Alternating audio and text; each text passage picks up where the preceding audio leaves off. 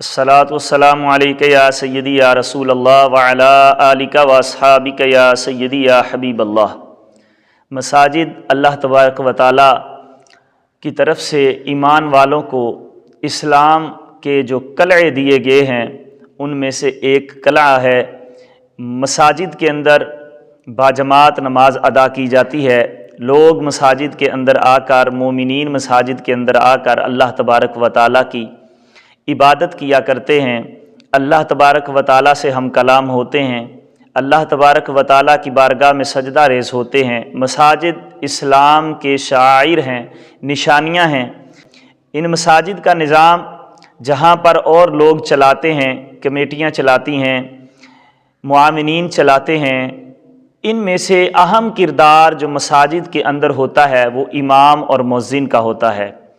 امام اور مؤذن اس نظام کو احسن طریقے سے لے کر چلتے ہیں۔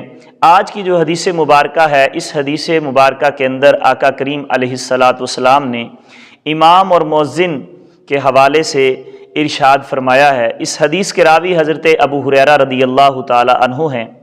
آپ فرماتے ہیں کہ کریم محبوب علیہ السلام نے ارشاد فرمایا کہ امام ضامن ہوتا ہے اور مؤذن امین ہوتا ہے، اور کریم محبوب علیہ السلام نے فرمایا اے اللہ امامت کرنے والوں کی رہنمائی فرما دے، اور فرمایا اے رب کریم اذان دینے والوں کی مغفرت فرما دے۔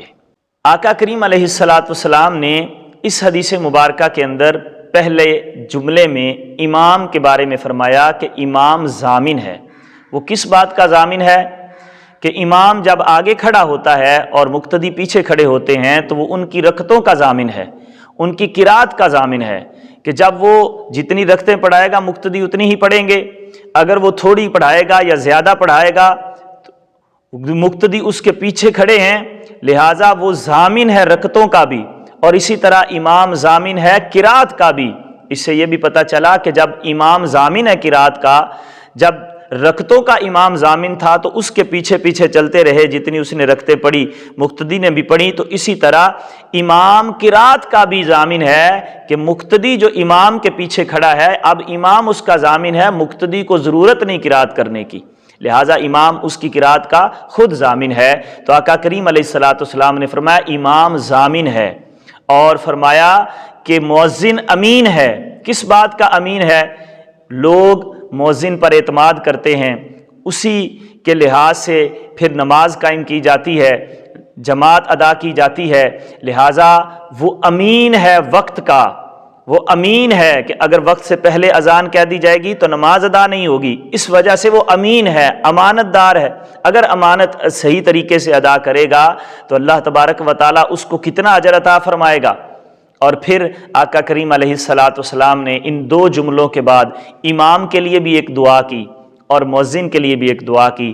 کتنی خوبصورت دعا ہے۔ میرے محبوب کریم علیہ السلام رب کی بارگاہ میں عرض کر رہے ہیں اے میرے اللہ جو امام ہے اس کی رہنمائی فرما دے، کیونکہ وہ رکعتوں کا بھی ضامن ہے، قرات کا بھی ضامن ہے، اس کے پاس علم ہے، نماز کے مسائل کا علم ہے۔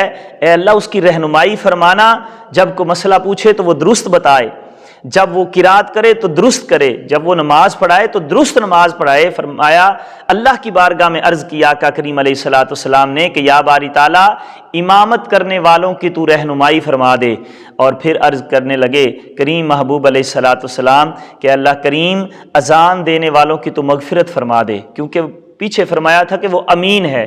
اگر کہیں خیانت ہو جائے، اگر کہیں غلطی ہو جائے، اگر کہیں خطا ہو جائے، وقت پر اذان نہ دے پائے، وقت کے بعد اذان دے، یا کوئی اور غلطی ہو جائے، خطا ہو جائے، تو اے اللہ کریم مؤذنوں پر اپنا کرم کرنا، تو انہیں معاف فرما دینا۔ کتنی خوبصورت دعا ہے کہ اللہ کریم کے محبوب علیہ السلام نے امامت کروانے والے کے لیے دعا کی کہ اللہ ان کی رہنمائی فرما دے، اور مؤذنین کے لیے دعا کی کہ اے اللہ ان کی خطاؤں کو معاف فرما دے۔ اللہ کریم ہم سب کو سمجھنے کی توفیق عطا فرمائے۔